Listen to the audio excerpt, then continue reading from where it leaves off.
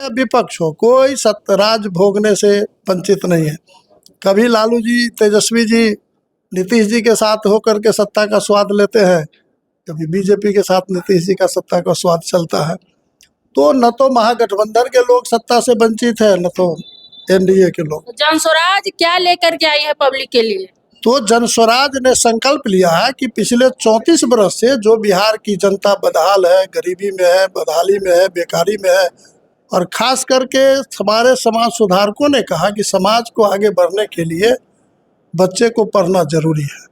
और कंप्लीटली जो बिहार नालंदा बिहार का हिस्सा था है, और जो नालंदा दुनिया को शिक्षा देती थी, जो बिहार दुनिया को शिक्षा देने के लिए जानी जाती थी, आज बिहार में शिक्षा बदहाल है। और बिहार के बच्चे अगर डॉक्टर इंजीनियर बनना चाहते हैं तो कोटा जाने पर मजबूर है, आईएएस आईपीएस करना चाहते हैं। आप कह रहे हैं नालंदा शिक्षा में बदहाल है, लेकिन हम तो देखते हैं कि नालंदा जो जिससे भी पूछे हर थाने में हर जगह नालंदा के ही कांस्टेबल दरोगा पोस्टेड है। तो आप कैसे कह सकते हैं कि शिक्षा में बदहाल है? नालंदा देश का नहीं दुनिया का सर्वोत्तम शिक्षण संस्थान था। आज उस बिहार का जहां नालंदा है, उस बिहार में लोग प्राइमरी सरकारी स्कूलों में खिचड़ी के लिए जाते हैं और कॉलेजों में डिग्री के लिए जाते हैं। अब जो तथाकथित व्यवस्था की बात रही, तो जो तथाकथित व्यवस्था की बात है, सिपाही बनाना, कांस्टेबल बनाना, तो कोई तो बनेगा, चाहे वो डिग्री वाला बने चाहे फर्जी डिग्री वाला बनेगा। लेकिन कंप्लीट शिक्षा की जो व्यवस्था है बिहार में चौपट हो चुकी है। आप देखते हैं कि आपके समाज में जाइएगा, जिनके गार्जियन के पास पैसे होते हैं वो अपने बेटे को डॉक्टर इंजीनियर बनाने के लिए कोटा दिल्ली भेजते हैं। जिन छात्रों को यूपीएससी कंप्लीट करना होता है दिल्ली जाते हैं। तो बिहारियों के अंदर मेधा की कमी नहीं है। बिहार के बच्चे दिल्ली जाकर के सबसे अधिक संख्या में आईपीएस यूपीएससी कंप्लीट करते हैं। कोटा जाकर के सबसे अधिक मेडिकल इंजीनियर कंप्लीट करते हैं। बिहार में शिक्षा की व्यवस्था चौपट। प्रशांत किशोर जी क्या सोचे हैं बिहार के लोगों के लिए?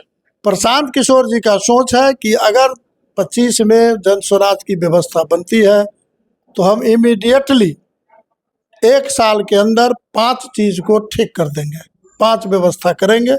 उसमें 3 व्यवस्था है जिसको इमीडिएटली किया जाएगा।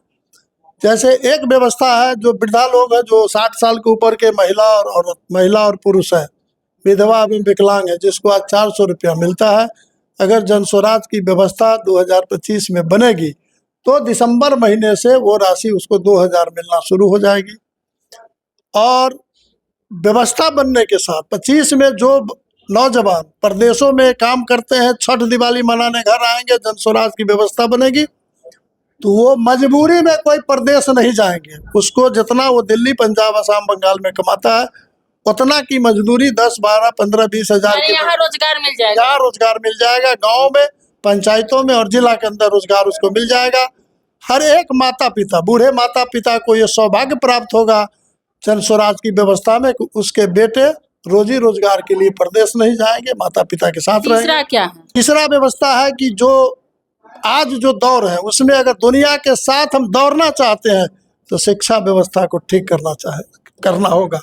जन स्वराज का संकल्प है कि हमारी व्यवस्था बनेगी तो 15 साल के बच्चों तक के लिए फ्री सरकारी स्तर पर निःशुल्क कॉम्पिटिटिव वर्ल्ड लेवल की कॉम्पिटिटिव एजुकेशन हम उसको उपलब्ध कराएंगे। जिस तरह से आपको हम बता देते हैं, अभी सरकार ने प्रत्येक जिला में नवोदय विद्यालय खोला है, लेकिन नवोदय विद्यालय में जहाँ 90 लाखों बच्चे जिस जिला में रहते हैं उसमें 90 बच्चों के लिए व्यवस्था है। जन स्वराज का संकल्प है कि बिहार के 15 साल तक के सभी बच्चों के लिए, सभी जाति धर्म के बच्चों के लिए नवोदय स्तर की शिक्षा उपलब्ध कराई जाएगी, नवोदय के पैटर्न पर।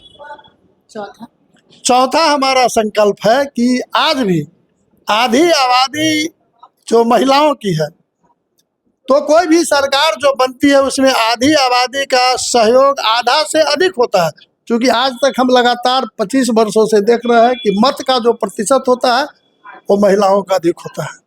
लेकिन आज भी आधी आबादी असुरक्षित है, बदहाल है, उसको कोई देखने वाला नहीं है। सरकार जितना नारा लगा दो बेटी पढ़ाओ बेटी बचाओ, लेकिन वो सिर्फ नारा है।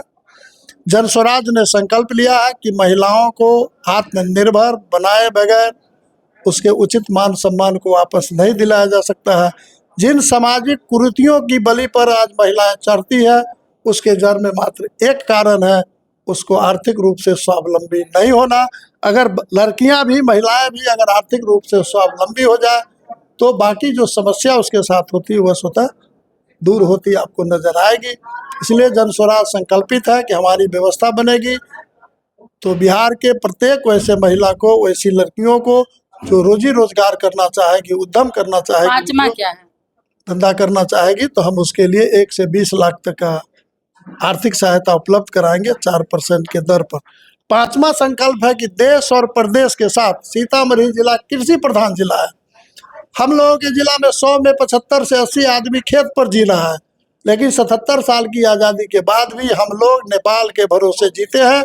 अभी अगर नेपाल में वर्षा हो जाए तो खेत कौन कहता है, घर दहने लगता है, और वर्षा नहीं होता है तो खेत सूखने लगता है, और इसीलिए कृषि घाटे का सौदा हो गया है। दूसरी तरफ मनरेगा योजना में मजदूरों का शोषण हो रहा है, पैसा का दुरुपयोग हो रहा है, बिचौलिए पैसे ले जा रहा है। जन स्वराज का संकल्प है कि हमारी व्यवस्था बनेगी तो मनरेगा योजना से किसानों को मजदूर उपलब्ध कराएंगे। किसानों को मजदूरी, उसके पास जो काम में मजदूर रहेगा उसको मजदूरी हम मनरेगा से देंगे, जिससे किसानों का जो खेती घाटे में जाने वाला है उसको घाटे को पाटा जाए। इस तरह के सपने तो सभी दिखाकर चले जाते हैं, तो प्रशांत किशोर जी नया क्या लेके आए हैं? क्या उम्मीद है कि जीतने के बाद वो किसी को सारे चीज में से एक भी चीज पूरा कर पाएंगे? उम्मीद प्रशांत किशोर से नहीं करना चाहिए, क्योंकि जो हमारा संकल्प है वो न तो प्रशांत किशोर से संभव है, न तो मुझसे संभव है, न तो किसी एक पार्टी से संभव है, न तो किसी एक जाति से संभव है। ये संभव है, ये गांधी का देश है। गांधी ने चंपारण से यात्रा करके, किसान के पक्ष में यात्रा करके देश को संदेश दिया कि देश को अगर आज़ाद करना चाहते हो तो देश में हिंदू मुस्लिम एकता और छुआछूत के खिलाफ तुमको खड़ा होना होगा। इस तरह के तो सारे लोग बोल रहे हैं ना। तब देश में गांधी, देखिए पहला गांधी इस देश में नेता थे जिन्होंने कोई हथियार नहीं उठाया और देश की जनता को जगा करके अंग्रेज को भागने पर मजबूर किया। गांधी के बाद ये दूसरा गांधी है प्रशांत किशोर, जो गांधी आश्रम भितरवा से 2 अक्टूबर 22 को चल करके आज 26-27 महीनों से लगातार पदयात्रा कर रहे हैं, लोगों को जगा रहे हैं। क्योंकि जब तक लोग जगेगा नहीं, लोग जाति धर्म से ऊपर नहीं उठेगा, लोग मोहवाद लोहवाद से ऊपर नहीं उठेगा, तब तक सही समाज की परिकल्पना करना ठीक नहीं। अभी आपने कहा प्रशांत किशोर जी गांधी जी के तरह है, लेकिन प्रशांत किशोर जी पर आरोप लगा है कि बीपीएससी के छात्रों को पटना में पिटवाए और खुद पीछे रह करके भाग गए। देखिए जो लोग वहां थे आप उसे पता लगाइएगा। जो लोग बीपीएससी के जो जुलूस चली, चीफ सेक्रेटरी का फोन आया कि हम आपसे मतलब आपके डेलीगेशन से मिलेंगे। डेलीगेशन से मिलने के आश्वासन के बाद रैली को स्थगित कर दी गई। 1 घंटा पहले स्थगित करके प्रशांत किशोर जी चल दिए वहां से। कुछ लोग, कुछ पार्टियों के द्वारा बहकाए और भुलकाए गए लोग थे जो वहां रहे। आंदोलन तो नेतृत्व पर चलता है। नेतृत्व अगर कोई बात करता है तो आप अगर अपनी बात करते, सब लोग मते भिन्न हो जाने के बाद कुछ भी हो सकता है।